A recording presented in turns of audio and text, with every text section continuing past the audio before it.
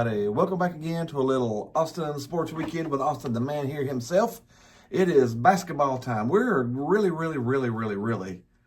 Significantly deep. close to March. We are Very close to March. like days away from being March. It's 17 days until Selection Sunday, which means it's time. It's almost time for the tourneys then. It's almost time for the conference tournaments, and do you know what means 17 days to get your resume right? 17 days to figure out, are you a 1 seed? Are you a 2 seed? Are you even in the Are tournament? you NIT seed? NIT seed. But yeah.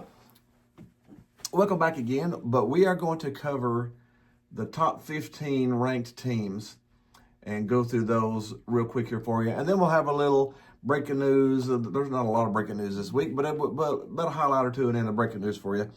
First, you want to start out with number 15 or you want to start out with number 1? Start out number 1. Let's get Auburn out We of the already way. we already know who's number 1. Auburn is still number 1. They haven't lost. And they've destroyed Ole Miss the last time they played They beat last them. night. They beat them by 30 points. So They are strongly placed as a 1 seed right now unless something changes. right now, really, Duke and Auburn are almost guaranteed 1 seeds, unless they trip and fall on their butt badly here at the end of the season. I think they can still lose a game at this point and still be a 1 seed because they've been so dominant so far. And that's just saying that Duke's number 2. And So- that's a lead-in, isn't it? That is Auburn's number 1. Duke moved up 1 spot. To number 2. To At number least 2. they're getting a little more competition down there. I mean, Louisville's 19th and Clemson's inside. We'll talk about them later.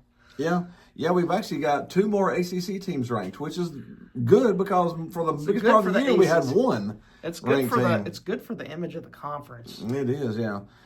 Duke, I don't think Duke's going to lose anything. They have no ranked teams left. And The only problem they might have is going into their conference tourney. And And honestly, place. I don't think they have to win their conference tourney. to be honest, they can at least get to the final, right? I think as long as they get to Saturday, if they get to the day before the final, the semis, I think they'll still be a 1 seed when it all comes down to it. Cooper Flag is Cooper Flag. Yeah, he's still the number 1 player. He's still going to be the number 1 player. He's still going to be the number 1 draft pick probably coming out of college. How many times have we seen that coming out of Duke? Yes. More times than I can think of, to be honest. So Let's yes. move on to Florida. Florida drops from number 2 to number 3. And they'll drop a little bit more since they lost to Georgia the other night. They lost to Georgia on Tuesday night. So they will not be in the top 4 Because coming that's into this week. They might drop. Georgia I was think they'll desperate. drop down to like number 6 or 7. Georgia probably. is desperate. They were desperate to get a key win to get their tourney hopes alive. Georgia was really trying to get into the tourney. They were right around the last first 4 situation and at now the bottom. that win will help a lot. Yeah, definitely. You get a top 2 win. You beat the number 2 team in the country. That's very That's significant. definitely a That's hard to resume ignore. builder. That's a Hard to resume ignore. builder. Yeah. So Florida has got a tough road ahead. We mentioned that the last time. They've got. I said they just beat Georgia, but they've got. Lost to Georgia, you mean? Yeah, I mean they just lost to Georgia. Yeah, but they've got Texas A&M. They have been sliding lately. Texas A&M's lost 3 straight. So they've been sliding lately. They've been lost, but still though, Texas A&M coming off it's 3 straight It's going to be a losses. tough game, and then Florida has to go to Alabama. That's the toughest one. That's a tough one. And then lastly, they have to take on Ole Miss. Ole Miss has been struggling a little bit, but still though, Texas A&M and Florida and Ole Miss is not a cakewalk. They've got some. That's pretty before tough the games. SEC tournament. Yep, that is before. The SEC tournament's going to be brutal. It's going to be really brutal. But anyways, Florida still got some tough games coming up. Even they just lost a tough one. Number 4 is Houston. They have jumped up 1 into the 4 spot. That's the highest ranking they've had all year, and they're Yeah. playing some of their better basketball of the year. Yeah, and I think they're through all of their hard games too. They just beat number 10 Texas Tech. They've got Cincinnati, Kansas, and Baylor. Those 3 teams are unranked. teetering. 3 unranked teams. So Houston is pretty much again, unless they trip and fall on their face. I mean, Georgia beat Florida. Yeah. It can happen. But Houston is pretty much locked up as the third number 1 seed, Unless they something trip up. crazy happens. Unless something trips up and You want something to crazy admire happens. the job Kelvin Sampson has done at Houston. He lost so many good players from last year's team. And then he should be Coach of the Year candidate because He he is. took a bunch of other transfers, plugged them in, and they're back in the top five again. Number 4 again. Yeah. Ever since they went to the Big 12 again, it seems like Houston's went back to the days where Houston's the best team in the Big 12. They're better than Kansas, better than any of them, really, and they haven't been in the conference for like 3 or 4 years. which is crazy. That's a little bit crazy. Tennessee jumps up to number 5. Pretty big Pretty week big, ahead. pretty big win at Texas A&M. At Texas A&M was a really huge win. A big win against LSU as well. And then they skipped the trip-up game, which LSU could have been a really easy trip-up game. They took care of that one. Though they still, Now, the one thing you got to do this next game against, let's lead into our next let's opponent. lead into number 6 is Alabama. Alabama can shoot the ball. They average about 90 a game. So That tells you they can shoot the ball, but can Tennessee outshoot them, or can Tennessee stop their scoring? it is at Tennessee. So it's not going to be as high of a scoring game. Let's see. The number one thing with Tennessee, though, you got to do is to shut down the perimeter shooting. Yeah, the score's not going to be high. The power indicators got Tennessee at 65-35 matchup. But, yeah, Alabama averages 91.5 points per game. That's a lot of points. That's a lot of points. I think on the road, they'll end up scoring in the 70s. I don't think they'll hit 90s. If it's a crazy breakaway game, Well- it might hit the 80s, but I think it's a 70s game.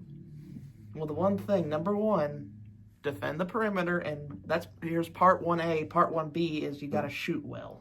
Yep. Because- Tennessee does shoot better at home.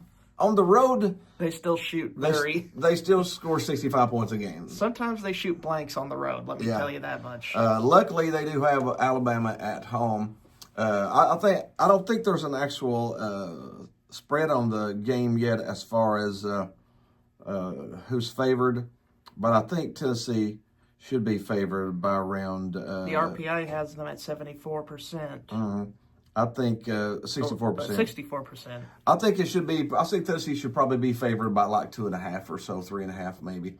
And I think that's about what the game's going to be. I think Tennessee probably pulls this out 75-72, 75-70. I think that's about what it's going to be. It might be a 77-72, but 77-74. But I think it's in. I think this is going to be in the mid 70s, and Tennessee should pull it out by around that point. So really, right now the Tennessee Alabama game is a de facto Number one seed getter. the fourth number 1 seed. Now you still got to hang on to the rest of the season and not trip and fall. That's impossible Go through to do the- in the SEC tournament. Yeah, You realize, Tennessee has still have to go to Ole Miss and then go through the SEC and tournament. then go to the SEC. Well, they got South Carolina at the end, but that should be a win. But And you then go still- through the SEC, and you can't lose in the first round of the SEC tournament. That could drop you down to a 2 seed. So You gotta be careful. but right now this is a de facto number 1 seed game. Whoever wins this has the front runner step to get to be the fourth number 1 seed. So, but now at number 7, who do we got jumping up 3 spots? St. John's, the highest they've been ranked since the 1999-2000 season. And it only took us Patino 2 years. Oh yeah, that's probably the story of the year. This year is the St. Johnnies. St. John's, what a red storm! What a red storm they've become. To Yeah. put the little. They are beating some good teams, and I mean they look good. They look like a legit contender. I would not want to play them postseason. Well, And do you know who's the head coach? Patino. Patino, I would also not want to play number 8 Speaking of one legendary coach to to another. Tom Izzo Tom and Sparty. Izzo. How I about, would not want to play Tom Izzo in the postseason. how either. about last night? They won that game with a half-court against buzzer beater. number 16 Maryland? I mean, just it was a check- 3/4 court. It was. I mean, he just chucked it up like it was like a golf swing. He threw that rainbow up, baby, and it went. Splash. It Do you was- know what tells you it's about to be tournament time? That play lets you know it's because that's a tournament winner. If that would have been a tournament game winner, That it would would have have been been one of the most legendary. epic games in the history of basketball. It was just super. But St. John's and Michigan State, stay away from them. Stay away Come from those tournament guys. time, stay away from them. Tournament is zone. Tournament Neither one of Patino. those may win the title, but I don't want to play either one of them because both of them will beat you on any given night. They can probably outcoach. They'll definitely outcoach most people, yeah. At number 9, we got Iowa State. Looks like They're going to keep on. I don't think they'll be in the top 10 come this week. They dropped to 1 from 8 to 9 this week, and I think they lost again this week. Did they not? Or did they win this week? They lost to Oklahoma State. Yeah, they're probably not going to see them up here for too long if they continue to be up and down. They've lost Houston and Oklahoma State. They've lost 2 straight games. I don't think they're going to be in the top 10 come this week. They've had too many players out. Their top 2 scorers was out. For separated portions of the year, it's like both They're- of them were out at one time. they're It's like injury one of them have bugged. been. They're injury riddled, injury bugged, just having some bad luck. We got Texas Tech at number 10. They lost a game and dropped down 1. Texas Tech, again, they're a really good team. But I don't think they're good. They're not a top 10 elite. team. They're not a top 10 team. Well, Houston kind of proved it when they really shut down most of their offense. Yeah. Mm-hmm. At number 11, we got Whiskey. They're sitting still at number 11. Wisconsin's another team that I'm sort of afraid of a little bit. They're Streaky. solid. They're- They can play really good, or they could, I don't know. But they're a really strong team, and I'm sort of want to play them. Texas A&M They dropped. are on a landslide right now. They lost 2 in a row and dropped to 5 from number 7 to number 12. Now they've lost another one, so they'll probably be 15th or 16th next To week. a very underrated Vanderbilt team, might I add. Vanderbilt needed that win too. They were the first 4 in, And or last 4 in. I mean, you got to win against Texas A&M on the road. I mean, that's your 4th ranked win of the year. they got to be in the tourney. I don't know how they would be I don't know out. how you could keep them out. No, and then Clemson jumps up 5 spots, 18th to 13th. This might be, they've got almost all of the players back from their Elite 8 run last year. And they're starting to play good. And come March, this is where you want to play well. You'll really find out when Clemson plays Duke. Well, they already beat Duke They earlier beat- in the They season. beat Duke earlier in the season. And they won't face them again until probably the ACC tournament. Probably until the ACC tournament, yeah. So we'll just sort of see how that goes. Number 14 is Missouri. They're coming off of destroying South Carolina, Mm-hmm. which good for them for getting a conference win the other night. Yeah. They needed it. No one deserves to go through a conference slate without a win. No. Missouri's another team that could beat you at any night, and then they could lose And any night. and Jacob Grill is the main star of the show in Mizzou. And he can shoot some threes. Yes, he can shoot. And our last one in the top 15 is Michigan, who lost to Michigan State to drop to second spot in the Big Ten. Michigan State. Dusty May's done a pretty decent job in his first year. He has. I mean, they weren't even ranked at the Big Spot last year, were they? No, they had the Juwan Howard stuff. They were trying to settle down over there. Yeah, so Michigan rounding out our top 15, a good solid team again. You want to see if we got any breaking news there? Do we have we had any coaching changes? Seems like, it is pretty cool. Rick Barnes with that win against LSU is now the winningest active college basketball coach in America. Oh, that's pretty cool. That's, So that's pretty cool cool. to hear. That's a good Tennessee kick there. The Tennessee baseball team is undefeated, so that's a good thing. Miles Garrett and Cleveland do a little bit of like a off topic here. They're having a bit of a feud. They're a in there. little disgruntled. Miles Garrett is over being a Cleveland Brown, but the And Cleveland Brown wants to keep him. So They're having a little back. Might need to pay attention to that this off season to see what happens yeah, there. to see exactly what happens with him. Yeah. And there has been some retirement buzz around one Travis Kelce, and he had denied it, so he might play for one more year. He might try one more year. Yeah. He sort of fizzled out halfway through the year. Honestly, I ain't saying it's got anything to do with it, but when he got together with Taylor Swift, he sort of went. I don't know if that's got anything to do with it. If he took his focus off of football to her or what it was, but maybe it has something to do with Matt Nagy still being the it offensive could be coordinator. Matt Nagy being a horrible offensive coordinator, And the Eagles' defense exposing Matt Nagy finally. We've said all year long that was the worst 15-win team I've ever seen in my entire life. They keep finding some way to win, even though they look terrible. Well, it caught up with them. The Eagles I beat really the doors wish off that of them. Andy Reid and the Chiefs would finally realize maybe we got a problem here. I don't know.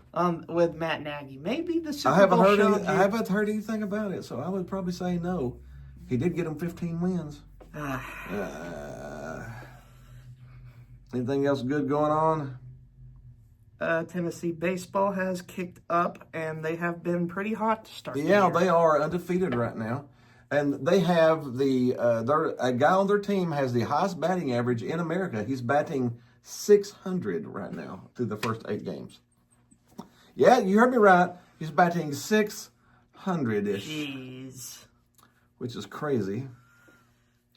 And I think, Josh Heupel continues to build what I've dubbed as the Oklahoma Country Club. Yeah, he brought in another ex-Oklahoma staffer onto the Tennessee. I think eventually, if we add enough Oklahoma staff members, we'll be the Oklahoma Volunteers. Or the Tennessee Sooners. It almost makes me worry that he's getting together an Oklahoma staff to go back to Oklahoma.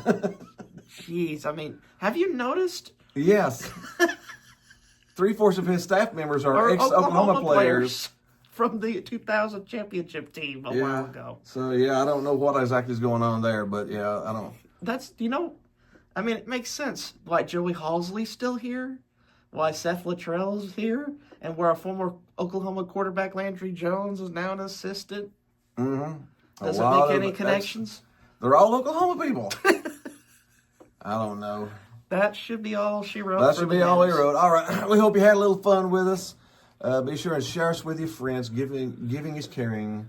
Be sure and hit the like button, the subscribe button. There might be a groovy baby button over there somewhere. And we will see you next week.